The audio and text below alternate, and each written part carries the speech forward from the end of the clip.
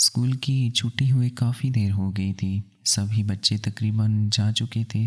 School کی سب انتظامیہ بھی ایک ایک کر کے چلی گئی تھی۔ میں بار بار دروازے کی طرف دیکھ رہی تھی لیکن مجھے لینے کوئی نہیں آیا تھا۔ عموماً میری ماں بھائی مجھے لینے آتے تھے۔ دھوپ میں کھڑے کھڑے مجھے چکر آنے لگے تھے۔ میں نے اسکول کے چوکیدار سے پوچھا کہ مجھے لینے کوئی نہیں آیا، کیونکہ اسکول کا دروازہ بند ہوتا تھا اور جس کے گھر سے بھی کوئی آتا تو چوکیدار اس سے آواز لگا کر بلا لیتا۔ چوکیدار نے کہا کہ نہیں، کوئی نہیں آیا۔ یہ علاقے کا ایک چھوٹا سا اسکول تھا جس میں سب علاقے کے بچے آتے۔ میں 9ویں جماعت کی طالبہ تھی۔ میری عمر 14 سال تھی۔ میں نے ابھی جوانی میں قدم رکھا تھا۔ میرا سفید یونیفارم پسینے اور گرمی کی وجہ سے میرے جسم سے چپک کر میرے جسم کو عیاں کر رہا تھا۔ میں پریشان سی کھڑی۔ سبھی بچے چلے گئے تھے اور میڈم نے مجھے چوکیدار کی ذمہ داری پر چھوڑا۔ وہ خود بھی چلی گئی۔ انہیں کسی ضروری کام سے جانا تھا۔ میں نے پریشانی سے چوکیدار سے دوبارہ پوچھا کہ مجھے لینے کوئی نہیں آیا، تو اس نے ایک گہری نظر مجھ پر ڈالی اور کہنے لگا کہ تم سامنے والی کلاس میں بیٹھ جاؤ۔ جیسے ہی کوئی تمہیں لینے آتا ہے میں تمہیں آواز لگا دوں گا۔ میرا بیگ بہت بھاری ہو رہا تھا اور گرمی بھی شدید تھی، اس لیے میں چوکیدار کی بات مان کر کلاس میں چلی آئی۔ ایک سیٹ پر بیگ رکھ کر میں نے پنکھا چلایا اور آنکھیں بند کر کے بیٹھ گئی۔ کلاس میں نیم تاریکی تھی کیونکہ ساری ہی کھڑکیاں چھٹی ہونے کی وجہ سے بند تھیں۔ بس دروازے سے ہلکی ہلکی روشنی آ رہی تھی۔ تھوڑی ہی دیر میں مجھے نیند آ گئی۔ آج اسکول میں میرا ٹیسٹ تھا، اسی لیے میں دیر سے سوئی تھی اور صبح جلدی جاگی تھی۔ اب مجھے کچھ سکون ملا تو نیند مہربان ہونے لگی۔ اچانک ہی میرے کمرے کا دروازہ بند ہونے کی آواز پر میری آنکھ کھلی تو کمرے میں کافی اندھیرا ہو چکا تھا۔ روشنی آنے کا واحد ذریعہ بھی بند ہو گیا۔ مجھے بس کوئی لمبا چوڑا وجود اپنے قریب آتا محسوس ہوا اور میری ایک لمحے کو جان نکل گئی۔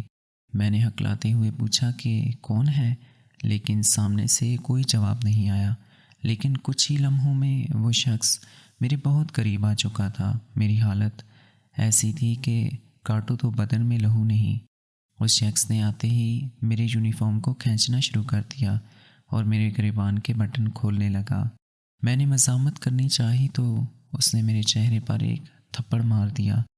پھر میں کرسی سے فرش پر منہ کے بل گر پڑی۔ ایک تھپڑ سے ہی میری ساری جان نکل گئی تھی۔ اس شخص نے آگے بڑھ کر مجھے فرش سے اٹھایا اور ٹیبل پر دھکا دے دیا۔ میرے سر سے خون بہنے لگا اور میری گھٹی گھٹی سسکیوں سے کلاس روم گونجنے لگا۔ نہ جانے میری ماں کہاں رہ گئی تھی۔ وہ شخص میرے کانوں کے قریب جھک کر سرگوشی کرنے لگا کہ اتنا چست یونیفارم پہنتے نہیں گھبراتی ہو تو اب کیوں پریشان ہو رہی ہو؟ پچھلے کتنے دنوں سے میں تمہیں دیکھ کر یوں ہی آہیں بھر رہا تھا اور میری قسمت دیکھو، آج تم میرے ہاتھ لگ ہی گئی۔ تمہارا یہ چست جسم سے چمکنا یونیفارم میرے جذبات کا امتحان لے رہا تھا۔ تمہارے گلاب کی کلی کی موند کھلتی جوانی مجھے بے چین کر رہی تھی۔ آج میں خود کو سیراب کر لوں گا۔ اس شخص کے جملوں نے مجھے ہلا کر رکھ دیا تھا، جو نہ جانے کب سے میری طاق میں بیٹھا تھا۔ میں نے تو کبھی محسوس ہی نہیں کیا تھا کہ میرا یونیفارم بہت چست ہے۔ مجھے تو ایسے ہی کپڑے پسند تھے، اسی لیے میں نے اماں سے لڑ لڑ کر یونیفارم سلوایا تھا۔ میں نے اٹھنے کی کوشش کی تو اس نے مجھ پر قابو پا لیا۔ میں نے بہت مشکل سے اس سے التجا کی کہ مجھے چھوڑ دو، مجھ پر رحم کھاؤ۔ میری بات سنتے ہی اس کا مکروہ کہکہ سنتے ہوئے گونج اٹھا، تم جب اپنی جوانی کی نمائش کرتی ہو تب تمہیں ہم پر رحم نہیں آتا؟ ہم کس طرح تمہیں دیکھ کر تڑپتے ہیں۔ آج میں تم پر رحم نہیں کھا سکتا۔ میرے اندر ایک طوفان ہے جسے میں نہیں روک سکتا، اور اس کے بعد وہ مجھ پر حاوی ہوتا چلا گیا۔ آنے والا ایک لمحہ موت سے بدتر تھا۔ وہ واقعی ایک طوفان تھا جو مجھے ڈبا رہا تھا۔ میرے لیے سانس لینا بھی محال ہو رہا تھا۔ 1 گھنٹے تک وہ میرے ساتھ زیادتی کرتا رہا۔ میرے جسم کا کوئی ایسا حصہ نہیں بچا جہاں اس نے مجھے کوئی نشان نہ دیا ہو، اور جب تک وہ پیچھے ہٹا تو اچانک ہی اس کا فون گنگنانے لگا۔ موبائل کی اسکرین کی روشنی جیسے ہی اس کے چہرے پر پڑی تو یہ دیکھ کر میری جان نکل گئی کہ وہ میرے لیے کوئی اجنبی نہیں تھا، بلکہ میں تو اسے اچھی طرح جانتی تھی، اس کی بہت عزت کرتی تھی۔ اس نے میری عزت کو تار تار کر کے رکھ دیا تھا۔ جانے سے پہلے اس نے اپنے فون سے میری بہت سی نازیبا تصاویر بنائی اور مجھے دھمکی دی کہ اگر میں اپنی زبان کھولی تو وہ پہلے آسانی سے میرے گلے میں بدنامی کا طوق ڈالے گا۔ میں اپنی جگہ سن ہو گئی تھی، مجھ میں ہلنے کی بھی سکت نہیں رہی تھی۔ بہت مشکل سے اپنا حلیہ درست کرتے اٹھی تو اس نے کہا کہ اسکول کی پچھلی گلی والے دروازے سے نکل جاؤ اور بھول جاؤ کہ ایسا کچھ ہوا تھا، اور اگر میرا دل دوبارہ چاہے گا تو میں تمہیں بتا دوں گا کہ اب تمہیں اپنی مرضی سے آنا پڑے گا۔ اس نے مجھے دھمکاتے ہوئے اپنا فون دکھایا تو میں خوفزدہ ہو گئی۔ میں نے اپنا بیگ اٹھایا اور لڑکھڑاتے قدموں سے اسکول کے پچھلے گیٹ سے نکل کر اپنے گھر کے راستے پر چلنے لگی۔ مجھے کچھ بھی دکھائی نہیں دے رہا تھا۔ راستے میں موجود ہر مرد سے مجھے گھن محسوس ہو رہی تھی۔ آج مجھے اپنا یونیفارم بھی بہت برا لگ رہا تھا۔ میں بار بار اپنے دوپٹے کو اچھی طرح ٹھیک کرتی بس چلی جا رہی تھی۔ 15 منٹ کا راستہ میں نے گرتے پڑتے 8 گھنٹے میں طے کیا تھا۔ جیسے ہی میں گھر میں داخل ہوئی تو وہ بھابھی مجھے دیکھتے ہی غصے ہونے لگی کہ کہاں رہ گئی تھی، اماں کی طبیعت اچانک ہی بگڑ گئی تھی اور تیرا بھائی اسے لے کر ہسپتال لے گیا ہے۔ اسکول کے چوکیدار کو یہ کہہ کر بھی گیا تھا کہ رمشا سے کہو خود ہی گھر آ جائے، لیکن تمہیں تو ہوش ہی نہیں، اماں بیمار ہیں اور تمہاری آوارہ گردی چل رہی ہے۔ میری بھابھی کو میں ایک آنکھ نہ بھاتی تھی، اسی لیے وہ خود بھی مجھ پر برسنے لگی۔ اماں کی طبیعت کی خرابی کا سن کر میں مزید پریشان ہو گئی۔ اچھی بھلی اماں کو نہ جانے کیا ہو گیا تھا۔ کمرے میں آ کر میں نے کپڑے تبدیل کیے۔ بھوک تو مٹ چکی تھی، میرا جسم شدید دکھ رہا تھا۔ روتے روتے میں بستر پر گر کر سو گئی اور جب آنکھ کھلی تو جو خبر مجھے ملی اس نے میری زندگی بدل دی۔ اماں اب اس دنیا میں نہیں رہی تھی۔ شدید گرمی کے باعث ان کا سانس رک رہا تھا اور جب بھائی انہیں لے کر ہسپتال پہنچے ان کی طبیعت مزید بگڑ گئی اور شام تک وہ زندگی ہار گئی۔ میرے لیے آج کا دن کسی قیامت سے کم نہ تھا۔ نہ عزت بچی نہ ماں، میں کہاں جاتی، کس کو اپنا دکھ سناتی۔ میں ماں کے جنازے پر تڑپ تڑپ کر رو رہی تھی۔ دونوں غموں کے آنسو ایک ساتھ مل کر بہہ رہے تھے اور لوگ مجھے تسلیاں دے رہے تھے۔ ایک درد وہ تھا جو لوگوں کو نظر آ رہا تھا، جبکہ ایک درد میں اپنے اندر ہی جھیل رہی تھی۔ میری ماں کے انتقال کو کچھ ہی دن گزرے تھے جب میری بھابھی نے میرے ساتھ بدترین سلوک کرنا شروع کر دیا۔ چھوٹے بڑے سب کام وہ مجھ سے کروانے لگی اور میرا اسکول بھی ختم کروا دیا۔ اسکول ختم ہونے پر تو میں بہت پرسکون تھی کیونکہ اب میں خود اسکول میں قدم نہیں رکھنا چاہتی تھی۔ میرے سر پر ہر وقت ایک ہی خوف سوار رہتا کہ اگر وہ شخص میری نازیبا تصویر کسی کو دکھائے تو میں کہیں کی نہیں رہوں گی۔ کچھ دن گزرے کہ جب مجھے اپنی طبیعت میں تبدیلی محسوس ہونے لگی اور میری طبیعت بہت زیادہ خراب رہنے لگی اور دھیرے دھیرے مجھے اندازہ ہوا کہ میرے جسم میں تو ایک اور جان پل رہی ہے۔ میری بھابھی کا سلوک تو میرے ساتھ ویسے ہی بہت خراب تھا۔ اگر انہیں اس بارے میں کچھ پتہ چلتا تو وہ میرا برا حال کر دیتی، لیکن یہ بات زیادہ عرصے تک چھپ تو نہیں سکتی تھی۔ پر میرے ساتھ بھی ایسا ہی ہوا۔ آنے والے تیسرے مہینے ہی میری بھابھی کو پتہ چل گیا اور اس کے بعد انہوں نے مجھے اتنا مارا کہ میرا جسم نیل و نیل ہو گیا۔ میرے بھائی جو کہ پہلے ہی مجھ سے دور دور رہتے تھے اب تو پوری طرح سے مجھ سے غافل ہو چکا تھا۔ اٹھتے بیٹھتے مجھے بھابھی تانے مارتی اور کہتی کہ ماں کے مرتے ہی تو نے اپنی اصل حرکتیں دکھانا شروع کر دیں، نہ جانے کس کے ساتھ تیری یاریاں ہیں اور تو کس کس سے ملاقاتیں کرتی ہے۔ وہ بار بار پوچھتی کہ بتا اس بچے کا باپ کون ہے، اور خوف کے مارے میں ایک لفظ بھی زبان پر نہ لا پاتی کیونکہ میں اچھے سے جانتی تھی کہ اگر میں نے اس شخص کا نام لیا تو پھر میں کسی کو منہ دکھانے کے لائق نہیں رہوں گی۔ ایک دن بھابھی کی اماں ہمارے گھر تشریف لائیں تو بھابھی نے انہیں ساری بات بتا دی۔ یہ سن کر نہ جانے انہیں کیا ہوا کہ اچانک ہی کہنے لگیں کہ اپنے فواد سے اس کی شادی کر دیتے ہیں۔ فواد کا نام سن کر میرے رونقے کھڑے ہو گئے۔ وہ میری بھابھی کا ایک 40 سالہ شرابی بھائی تھا جسے آج تک کسی نے اپنی بیٹی نہیں دی۔ لوگ تو اس سے بات کرنا بھی پسند نہیں کرتے تھے اور بھابھی کی ماں موقع کا فائدہ اٹھا کر میری شادی اس سے کروانے کا کہہ رہی تھی۔ میں کسی صورت بھی ایک شرابی شخص سے شادی نہیں کرنا چاہتی تھی۔ میں نے دبے دبے لفظوں میں جب انکار کرنا چاہا تو میرے بھائی اور بھابھی میرے خلاف کھڑے ہو گئے اور کہنے لگے کہ اگر ایسی بات ہے تو اس شخص کو لے کر آ جا جس کا گناہ تو ہمارے سر تھوپنے والی ہے۔ بھائی کی بات سن کر میری بولتی بند ہو گئی۔ ایک طرف کنواں تھا تو دوسری طرف کھائی۔ میں روتے دھوتے نہ چاہتے ہوئے بھی فواد سے نکاح کرنے پر مجبور ہو گئی اور یوں میری بھابھی نے میری شادی اپنے 40 سالہ شرابی بھائی سے کروا کر مجھ سے اپنی جان چھڑوا لی۔ سارے محلے والے اس شادی پر حیران تھے کیونکہ میں صرف 14 برس کی تھی اور بھابھی کا بھائی 40 سال کا تھا۔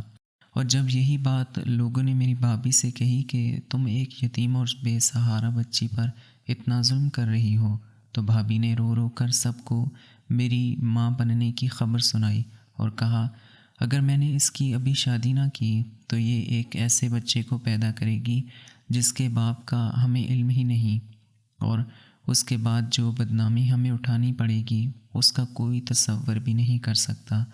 یہ سن کر تو محلے والوں نے بھی اپنے کانوں کو ہاتھ لگائے۔ یہ ماں کے مرتے ہی میں نے کیسا چاند چڑھا لیا ہے۔ وہ لوگ جو کل تک مجھ سے ہمدردی کر رہے تھے اب وہ مجھ پر تھوکنے لگے تھے۔ سادگی سے میرا نکاح کروا دیا گیا اور میں رخصت ہو کر فواد کے گھر آ گئی۔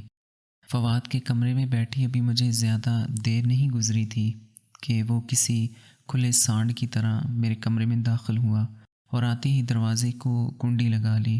وہ آج بھی پوری طرح نشے کی حالت میں تھا۔ آتے ہی اس نے میرے ساتھ ایسا سلوک کرنا شروع کر دیا جیسا کہ میں پہلے ایک بار برداشت کر چکی تھی، لیکن اس بار تو میرے وجود میں ایک اور جان پل رہی تھی اور میری حالت بہت خراب ہو رہی تھی، لیکن فواد کسی طرح بھی رکنے کو تیار نہیں تھا۔ اس کے اندر کا جنون بڑھتا جا رہا تھا اور وہ نشے کی حالت میں بری طرح میرے جسم کو نوچ رہا تھا۔ میں نے جو کپڑے پہن رکھے تھے وہ پھٹ گئے تھے۔ فواد کا بس نہیں چل رہا تھا کہ وہ کسی طرح بھی اپنی پیاس بجھا لے اور کسی وجہ سے وہ میرے جذبات کو پوری طرح رونتا جا رہا تھا۔ 14 سال کی عمر میں مجھ پر یہ قیامت دوسری بار ٹوٹ رہی تھی، لیکن مجھے معلوم نہیں تھا کہ اب ہر رات ہی ایسا ہونے والا تھا۔ فواد کی ماں سارا دن مجھ سے کام کرواتی اور فواد ساری ساری رات شراب کے نشے میں مجھ پر کسی طوفان کی طرح برستا رہتا۔ میری حالت دن بدن خراب ہوتی جا رہی تھی، لیکن کسی کو میری پرواہ نہیں تھی۔ فواد کی ماں کو ایک مفت کی نوکرانی مل گئی تھی اور اس کے بیٹے کو اپنے جذبات کی تسکین کا سامان مل گیا تھا۔ میں ایک جیتی جاگتی لاش بن گئی تھی۔ سارا وقت میں گم سم گھر کے کام کرتی اور ساری رات بستر پر پڑی اذیت برداشت کرتی۔ جب صبح کو فواد مجھے چھوڑ جاتا تو مجھے لگتا جیسے مجھے ایک دفعہ پھر مرنے کے لیے زندگی مل گئی ہے۔ میری حالت دن بدن خراب ہوتی جا رہی تھی۔ ایک روز فواد کی ماں نے مجھے سبزی لینے کے لیے بازار بھیج دیا کیونکہ ان کی طبیعت ٹھیک نہیں تھی۔ وہ دن شاید میری زندگی کا ایک ایسا منحوس دن تھا اور ابھی میری آزمائش ختم نہیں ہونے والی تھی۔ جیسے ہی میں بازار سے سبزی لے کر سڑک پار کرنے لگی تو ایک گاڑی میرے آگے رکی اور شیشے کے اندر سے مجھے جو چہرہ دکھائی دیا میں سانس لینا بھول گئی۔ یہیں سے تو میری بربادی کا سفر شروع ہوا تھا۔ اس شخص نے شیشے میں سے اشارہ کرتے ہوئے مجھے گاڑی میں بیٹھنے کا کہا۔ میں نے جیسے ہی اسے انکار کیا تو وہ اپنا موبائل فون اٹھا کر لہرانے لگا۔ میں اس کی دھمکی کو بہت اچھے سے سمجھی تھی، اس لیے مجبوراً اس کی گاڑی میں جا بیٹھی۔ وہ تیزی سے گاڑی چلاتے ہوئے ایک سنسان جگہ پر پہنچ گیا اور گاڑی روک کر میری طرف دیکھنے لگا۔ اس کا تو کچھ بھی نہیں بگڑا تھا، وہ آج بھی پہلے ہی جیسا لمبا چوڑا اور وسیع مرد تھا، لیکن میرا سب کچھ ختم ہو گیا تھا۔ مجھے دیکھ کر وہ کہنے لگا کہ تم تو بالکل مرجھا کر رہ گئی ہو۔ میں نے اسے بتایا کہ میں اس کے بچے کی ماں بننے والی ہوں۔ یہ سن کر وہ زور زور سے ہنسنے لگا اور ایسی بات کہی جیسے سن کر میرے قدموں تلے سے زمین نکل گئی۔ وہ کہنے لگا کہ یہ اپنے شرابی شوہر کا گناہ میرے سر ڈالنے کی کوشش نہ کرو۔ مجھے بہت اچھے سے پتہ ہے کہ تمہاری ماں کے انتقال ہونے کے بعد تمہاری شادی تمہاری بھابھی نے اپنے شرابی بھائی سے کروا دی تھی، اور اب تم اسے جان چھڑوانے کے لیے اس کی اولاد کو میرے سر ڈالنا چاہتی ہو۔ میری حیرت کی انتہا نہ رہی کہ وہ شخص ہر بات سے واقف تھا۔ میں نے روتے ہوئے اس سے کہا کہ یہ بچہ تمہارا ہے۔ وہ کہنے لگا کہ اسے کسی بچے سے کوئی غرض نہیں، وہ مجھے یہاں اس لیے نہیں لایا کہ میری دکھی داستان سنے۔ اس نے اپنا ہاتھ بڑھا کے میرے دوپٹے کو گاڑی کی پچھلی سیٹ پر ڈالا اور کہنے لگا کہ بہت عرصے بعد تم ملی ہو۔ میں نے بہت سی لڑکیوں کے ساتھ اپنی پیاس بجھائی، لیکن تم جیسی حسینہ آج تک نہیں دیکھی۔ تمہارے نرم و نازک وجود کے تصور سے ہر رات میں آگ میں جلتا ہوں۔ اب اتنے عرصے بعد مجھے دوبارہ سے اپنی پیاس بجھانے کا موقع ملا ہے۔ میں نے اس سے التجا کی کہ میری حالت تو پہلے ہی بہت خراب ہے، اب وہ میرے ساتھ دوبارہ کوئی زیادتی نہ کرے اور میں جیسے زندگی گزار رہی ہوں مجھے گزارنے دے۔ لیکن اس نے میری ایک نہ سنی اور ایک دفعہ پھر میں اس کے ہاتھوں پامال ہونے لگی۔ اس سنسان جگہ پر ہمارے علاوہ کوئی نہیں تھا کہ اس نے گاڑی میں ہی میرے ساتھ وہ سب کچھ کیا جو میری برداشت سے باہر تھا۔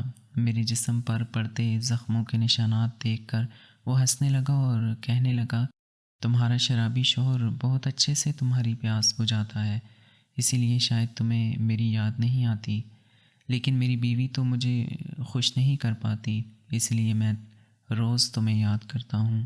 مجھے زندگی موت سے بدتر لگ رہی تھی کہ جب اس کی ہوس پوری ہو گئی تو مجھے چھوڑتے ہوئے اس نے کہا کہ وہ روز مجھ سے ملنا چاہتا ہے، اور اگر میں نہ آئی تو وہ میرے شوہر کو میری ساری تصویر دے دے گا۔ اس نے مجھے ایک فلیٹ کا پتہ دیا جو ہمارے گھر سے بہت قریب تھا اور کہنے لگا کہ روز سبزی لینے کے بعد مجھ سے ملنے آ جایا کرو۔ میں بنا کچھ کہے روتی رہی۔ میرے سر پہ نہ باپ کا سایہ تھا نہ ماں کا۔ بھائی بھابھی نے پلٹ کر مجھے پوچھا تک نہ تھا۔ میری شرابی شوہر ساس کے لیے میں مفت کی نوکرانی تھی۔ میں جاتی بھی تو کہاں جاتی؟ میری ساس کافی بیمار ہو گئی تھی، اس لیے اب روز سبزی لینے میں جاتی، پھر مجبوراً فلیٹ تک بھی جانا پڑتا۔ میری زندگی میں دکھوں کا ایک نیا باب شروع ہو جاتا۔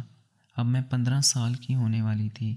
ایک دن فواد اپنا موبائل گھر پر ہی بھول کر چلا گیا اور میرے دماغ نے اچانک کام کرنا شروع کیا۔ آخر کب تک میں یہ سب ظلم سہتی رہوں گی؟ یہی سوچ کر جب میں سبزی لینے کے لیے نکلی تو فواد کا فون بھی ساتھ لے کر نکلی۔ فواد نے تو صبح ہوتے ہی گھر سے چلے جانا اور رات کو نشے کی حالت میں ہی واپس آتا۔ میرے پاس کھونے کے لیے کچھ نہیں بچا تھا، اس لیے میں نے اتنا بڑا قدم اٹھایا، اور جب میں اس شخص کے پاس فلیٹ میں پہنچی تو میں نے اس کے اور اپنے ساتھ بہت سی ویڈیوز خاموشی سے بنا لیں، اور جب میں وہاں سے نکلی تو اپنے گھر آنے کے بجائے اس شخص کے گھر پہنچ گئی۔ اس کے چوکیدار نے مجھے اندر جانے کی اجازت دے دی اور میں ڈرائنگ روم میں بیٹھی اس کی بیوی کا انتظار کرنے لگی۔ جیسے ہی اس کی بیوی کمرے میں داخل ہوئی تو مجھے دیکھ کر حیران رہ گئی اور میرے گلے لگ کر کہنے لگی، تم اتنے عرصے سے کہاں تھی؟ تم جیسی ذہین اور قابل طالبہ کو کھو کر مجھے بہت افسوس ہوا تھا۔ اپنی ماں کے انتقال کے بعد تم نے اچانک ہی اسکول چھوڑ دیا، اور اس کے بعد مجھے اچانک ہی پتہ چلا کہ تمہاری شادی ہو گئی ہے۔ تمہاری بھابھی نے تمہارے ساتھ بہت ظلم کیا۔ میڈم کے گلے لگ کر میں رو پڑی تھی۔ کئی مہینوں کی اذیت آنسوؤں کے ذریعے نکل رہی تھی۔ میں نے میڈم سے کہا کہ مجھ پر ظلم میری بھابھی نے نہیں بلکہ سر نے کیا ہے۔ میڈم میری بات سن کر ہکا بکا رہ گئی۔ میں نے میڈم کو بتانا شروع کیا کہ جب میری ماں مجھے لینے کے لیے نہ پہنچی تو چوکیدار نے مجھے انتظار کرنے کو کہا۔ اس دن آپ کو جلدی تھی، اور آپ بھی اسکول سے نکل گئیں اور آپ کے پیچھے ہی سر کو بھی اسکول سے جانا تھا، لیکن وہ اسکول سے جانے کے بجائے چوکیدار کے پاس گئے اور کہنے لگے کہ تم چلے جاؤ، رمشا کو میں اس کے ماں کے پاس بھیج کر چلا جاؤں گا۔ چوکیدار نے جب سر کو بتایا کہ رمشا کے بھائی نے کہا ہے کہ اسے اکیلے ہی گھر بھیج دیں کیونکہ اس کی ماں کی حالت بگڑ گئی ہے اور اس کا بھائی انہیں ہسپتال لے کر جا رہا ہے، تو سر نے یہ کہہ کر چوکیدار کو بھیج دیا کہ وہ مجھے بتا دیں گے۔ چوکیدار کے جانے کے بعد اسکول کا دروازہ بند کر کے وہ کلاس روم میں چلے آئے، کیونکہ انہیں اچھے سے پتہ تھا کہ اب مجھے لینے کے لیے کوئی نہیں آنے والا۔ اس کے بعد مجھ پر جو گزرا ایک ایک لمحہ میں نے میڈم کے سامنے بیان کر دیا۔ میڈم کی حالت دیکھنے کے لائق ہو چکی تھی۔ وہ سوچ بھی نہیں سکتی تھی کہ ان کا شوہر اس حد تک گر سکتا ہے۔ انہیں بھی میری باتوں پر یقین نہیں آ رہا تھا، لیکن اسی وقت میں نے انہیں ساری بات بتا دی، پھر یہ بھی بتا دیا کہ وہ ابھی تک میرے ساتھ کس طرح کا سلوک کر رہے ہیں۔ ثبوت کے طور پر میں نے اپنے موبائل میں بنی ہوئی ویڈیوز ان کو دکھا دی، تو وہ کام کر رہ گئیں۔ انہیں میری باتوں پر یقین آنے لگا۔ اسی وقت سر بھی گھر تشریف لے آئے اور مجھے دیکھ کر حیران رہ گئے، اور پھر اپنی بیوی سے کہنے لگے کہ اس لڑکی کی باتوں کا بھروسہ نہ کرنا، یہ میرے خلاف تم سے جھوٹ بولنے آئی ہے۔ لیکن میڈم جان گئی تھیں کہ ان کے شوہر کے دل میں چور ہے، کیونکہ پچھلے کچھ عرصے سے ہی کافی لڑکیوں نے اس طرح کی شکایات درج کروائی تھیں کہ کوئی شخص انہیں ہراساں کر رہا ہے، لیکن کسی میں اتنی ہمت نہ تھی کہ وہ سر کا نام لیتی۔ میرے پاس تو کھونے کے لیے کچھ بھی نہیں بچا تھا، اسی لیے میں نے بنا ڈرے سب کچھ میڈم کے آگے بیان کر دیا۔ میں نے انہیں یہ بھی بتا دیا کہ میں سر کے بچے کی ماں بننے والی ہوں، اور وہ چاہے تو ٹیسٹ کروا کے میری بات کا یقین کر لے۔ میڈم کو تو ویسے ہی میری باتوں کا یقین ہو چکا تھا۔ انہوں نے اپنے شوہر کے منہ پر ایک زوردار تھپڑ رسید کیا اور کہنے لگی کہ میرے ٹکڑوں پر پلنے والے تم ایک ناکام شخص ہو جو ہمیشہ میرے پیچھے چھپا رہا، اور میں تمہیں پالتی رہی، اور تم نے میرے ساتھ یہاں یہ سب کیا، ایسا دھوکہ کیا، تم تو آستین کے سانپ نکلے۔ تم نے میرے ہی اسکول میں پڑھنے والی معصوم بچیوں کی زندگیوں کو داؤ پر لگا دیا۔ میں تمہیں کبھی معاف نہیں کر سکتی۔ یہ کہہ کر انہوں نے فوراً ہی پولیس کو بلوایا اور اپنے شوہر کو خود ہی پولیس کے حوالے کر دیا۔ میڈم ایک رحم دل عورت تھی، اور سر اسی بات کا فائدہ اٹھا کر ان کے پیسوں پر عیش کر رہے تھے۔ آج جب سارا سچ کھل کر سامنے آ گیا تو میڈم نے مجھے کہا کہ مجھے پریشان ہونے کی ضرورت نہیں ہے۔ انہوں نے ایک وکیل سے بات کر کے میری طلاق میرے شوہر سے کروا دی۔ کچھ عرصے بعد میں نے خوبصورت سی لڑکی کو جنم دیا، جسے بعد میں میڈم نے گود لے لیا۔ میں میڈم کے ہی گھر پر رہ رہی تھی۔ میڈم نے دوبارہ میری تعلیم کا سلسلہ جاری کروا دیا۔ میری ماں تو اس دنیا میں نہیں رہی تھی، لیکن میڈم نے ان کی جگہ لے لی تھی۔ کیس عدالت میں چلنے کے بعد میڈم کے شوہر کو قید بامشقت کی سزا سنا دی گئی۔ جرم کتنا ہی بڑا کیوں نہ ہو اور ظالم کتنا ہی طاقتور کیوں نہ ہو، لیکن ایک نہ ایک دن اپنے انجام کو ضرور پہنچ کر رہتا ہے۔ ناظرین، اگر آپ کو ہماری ویڈیو پسند آئی ہے تو لائک ضرور کیجیے، اور ایسی مزید ویڈیوز دیکھنے کے لیے ہمارے چینل کو سبسکرائب کیجیے۔ اللہ حافظ۔